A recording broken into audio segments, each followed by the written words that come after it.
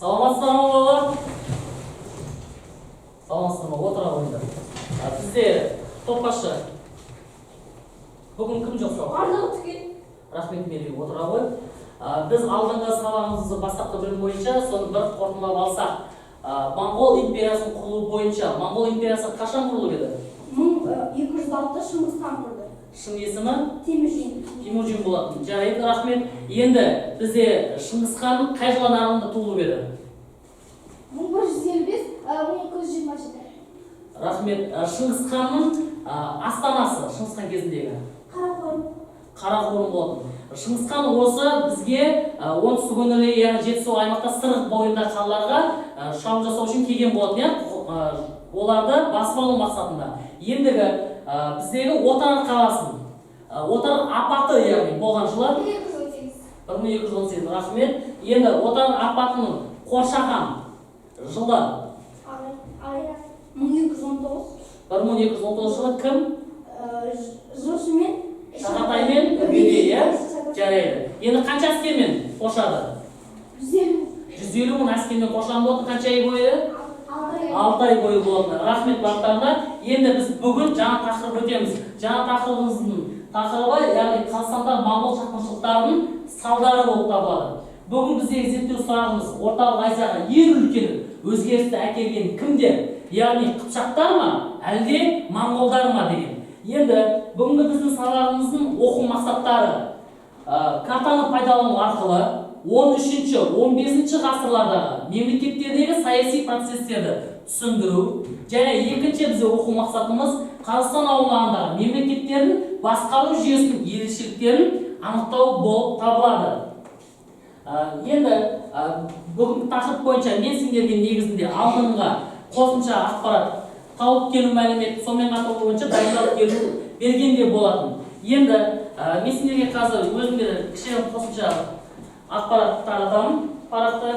Сол бойынша дайындала отырып, кестедегі берілген жауап береміз.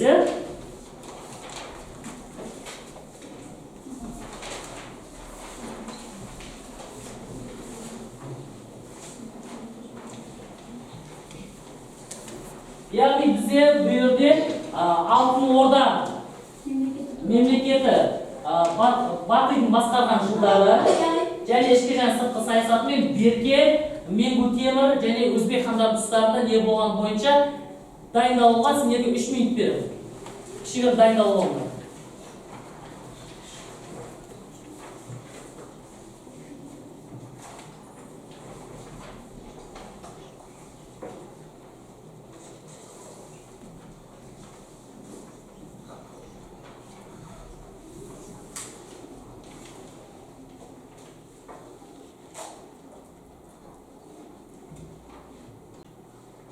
Ал уақыт болды, рахмет балалар. Енді бізге жауап берсек, мұнда бірінші топқа Батый.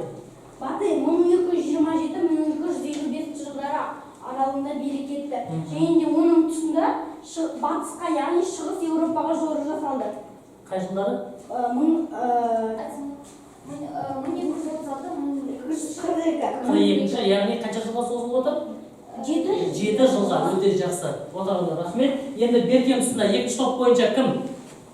1257 мен 1266 жылдары билік етті Берке хан. Оның тұсында ислам діні қабылданды, және де ол дербес мемлекет болды. 1262 жылы ол Египетке құл болып барған Сұлтан Бейбарыспен жаңағы кейін қарым-қатынас орната бастаған болды. Өте жақсы, рахмет. Үшінші топ сендерге берем, яғни Менгу Темір бойынша. Кім жауап береді? Айжан? 1266 мен 1280 жылдары аралығында билік етті, және де ол және Менгу Темір өз атынан теңге шығарған. өте жақсы, тағы 1271 жылы ол Византияға жорық жасайды, бірақ Византия патшасы оған келіспей, жаңағы соғысты болды ма, кейін сақтап отырады. Яғни ол жасамақшы болған кезде одан бас тартады, келісімшартқа отырған болатын. Қосатындар бар ма? Жарайды. Келесі бізде Өзбек хан тұсындағы. Ал, Айдана. 1312 жылы туылып,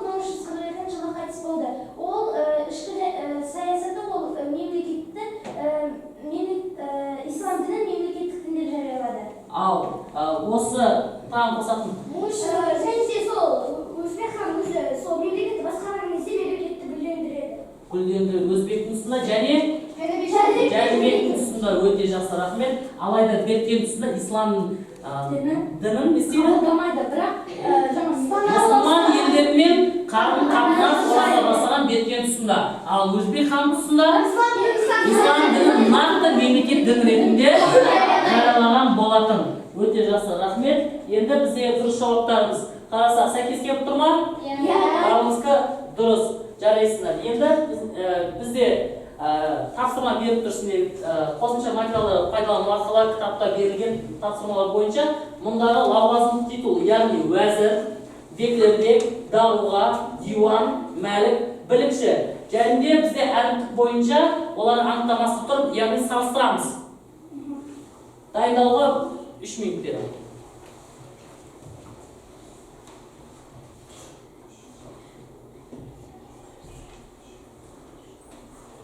Топпен ақылдасып жұмыс жасасаңыз, топпен ақылдасып.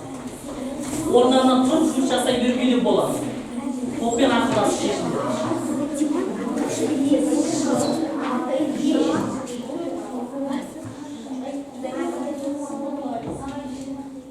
Сонымен бізде қазір дайындалғандар уақыт бар.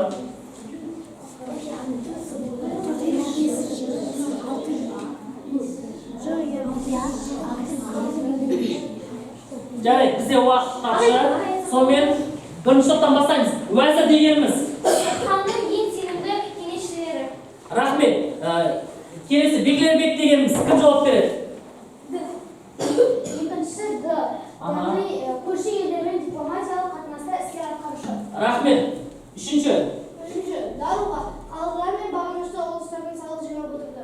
дұрыс. Төртінші диуан. Атқарушы биліктің органы. Төртінші Қаржы мен атқарушы қандай? атқарушы орган. Қаржы мәселесін және мемлекет ішкі істерін жүргізетін орталық атқарушы орган. Жарайсыздар. Енді бесінші мәлік. Мәлік ол яғни түрік әулетінен шыққан жергілікті әкім. Дұрыс. Бесінші білікші. Алтыншы, яғни білікші дегеніміз іс қағаздан жазушылар түрік әулетінен шыққан жергілікті әкім болып табылады. Ендігі жауап салыстырған біз барлығымыз дұрыс болды ма?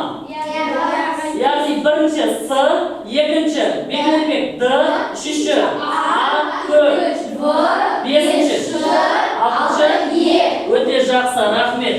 Енді сендерге топқа бөлінеміз, дұрыс. Енді қазір бірден төртке дейін санақ жүйесін жүргізейікші. 1, 2, 3.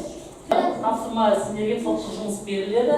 Яғни бұл жерде бірінші топқа Шыңғысхан қайтыс болғаннан кейін Моңғол империясында қандай өзгерістер болды деген тапсырма. Екінші топқа сендерге қыпшақ тілінің қызметі қандай болды. Үшінші топ сендерге моңғолдар Орта Азияға қалай ықпал етті. Және төртінші топ сендердің тапсырмаларын қыпшақтар Орта Азияға қалай ықпал етті. Мұндағы біздің критериямыз мәтінді оқып талдаймыз және Орталық Азияға ең үлкен өзгерісті әкелген кімдер деген тапсырма бойынша. Енді мен әрбір топ мүшелеріне парақты тапсырамын. Бұған сендер постер сызып және бұны қорғайсыңдар. Осы бірінші бетіне сыза берді және қазір мен сендерге тапсырма бізде көрсетіп тұр. Сонымен қатар дескрипторларын береміз. Дескрипторға қарай отырып жұмысты талқылаймыз.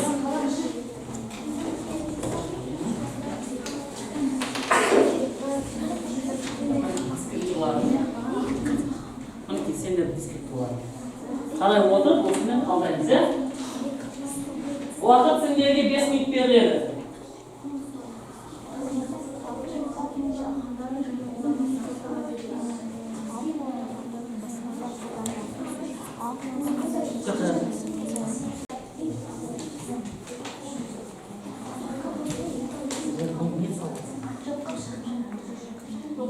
Дұрыс қыпшақтар.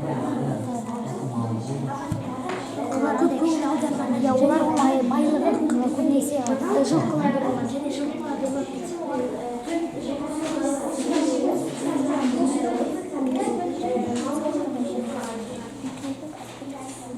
Скрипторға сүйеніп отыр, иә?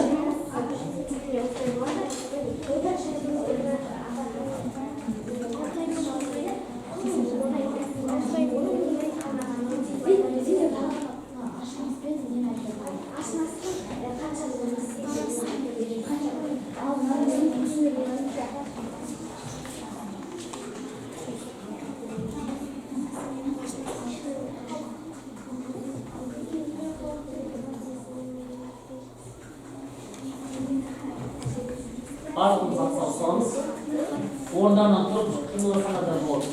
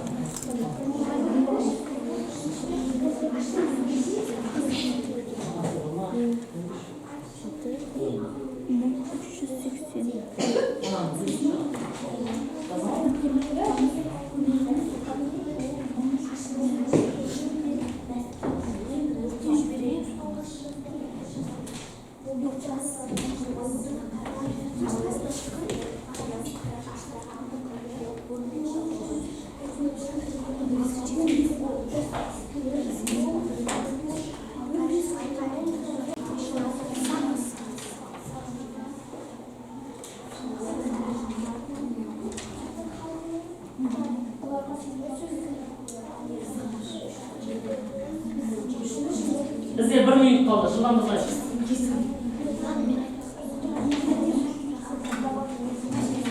Дискрипторға сөйлей отырып тапсырманы орындаймыз.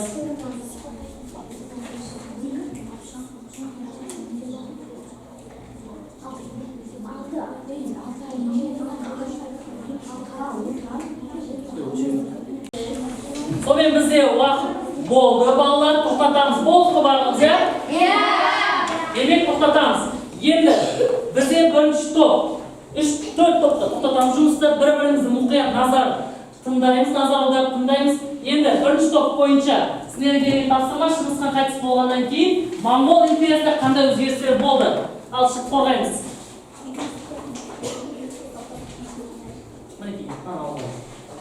Және картамен жұмыс жасаймыз. Бізге берілген тапсырма алтын орданы мемлекеттік құрылысын анықтау жөнінде Шыңғыс хан қайтыс болғаннан кейін мемлекетте қандай жағдайлар болды, қандай өзгеріс болды. 1227 жылы Шыңғыс хан қайтыс болған соң Моңғолстан мемлекеті бірнеше тәуелсіз мемлекеттерге бөлініп кетеді. Ал өзінің басып алған, жаулап алған жерлерін бірнеше ұлыс інжулерге бөліп, өз 4 ұлына бөліп береді. Жошы, Шағатай, Үгедей, Төле ұлдарына бөліп береді. Бірінші топ бойынша бағалайық кәнекей. Дұрыс қамтылды ма сұрақ бойынша? Айжан? Бұл жерде барлығы дұрыс қамтылды, және де қаншасын жылдар өмір сүргенін, қаншасын жылы билік құрғанын бәрін дұрыс жеткізді деп ойлаймын. Өйткені олардың топтары жақсы өнер көрсетті. Рахмет, отырамыз. Византия мен Скифияда іс қағазды 5 ғасырға жуық осы қыпшақ тілінде сөйледі. Түркі тілдерінің негізгі бөлігі түп тамыры қыпшақ тілінде 700 жыл бұрын Алтай мен Дунай арасын мекендеген халықтың барлығы сөйлеген. Өте жақсы, рахмет. 3-ші топ. Моңғолдар Орта Азияға қалай ықпал етті? Бұл жерде қысқа айтып кететін болсақ, Мөңке темір өз атынан теңге шығарды. 1245-1247 жылдары оңтүстік шығыс Қазақстан жақтан өтіп бара жатқан Плана Карпини айтуы бойынша олар Қаңлы жерлеріне кірді. 14-ші ғасырдың бірінші жартысында Өзбек және Жәнібек хан тұстарында Алтын Орда гүлдей бастайды. Өзбек ханның тұсына ислам діні мемлекеттік дін ретінде жарияланады. Алда енді түркі тайпалары жетісуге қоныстана кіре бастайды. Көптеген қаланы жаулап алады. Мысалы, Ашынас 15 күн жауланады, ал Сығанақ 7 күн. Отырар 6 ай. Ал Отырар апатының болған уақыты мерзімі 1218 жылы болды. Несін ашады? Қарашаш дұрыс айтасың. Яғни Қайыр ханның қолбасшысы болып табылады. Мынау Отырар апатының салған кезіндегі суреті. Рахмет. Отыра ғой. 4-ші топ. 12-ші ғасыр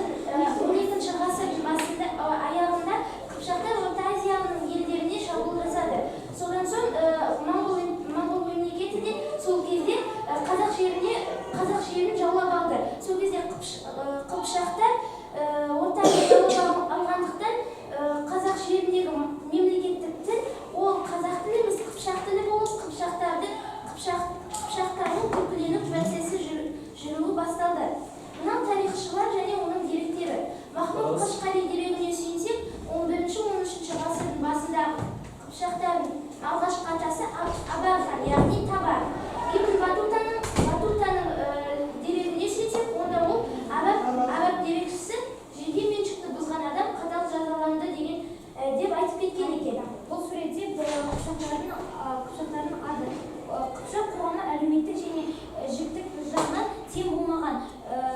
Мүлік теңсіздік негізі малға жеке меншік болып табылады.